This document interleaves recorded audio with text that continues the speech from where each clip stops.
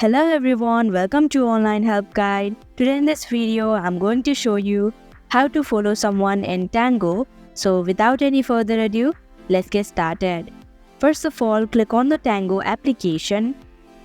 Here you can follow someone through your For You page, or you can also use the Explore option in the bottom section of your screen in order to search for someone.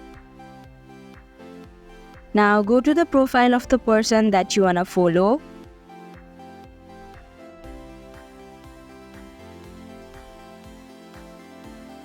And click on the follow button. So that is how you can follow someone in Tango. Thank you for watching Online Help Guide. Hope this video was helpful. If it was, hit the like button and comment down if you have any questions or feedback. Also, if you are new to our channel, subscribe and hit the bell icon so that you don't miss our upcoming videos.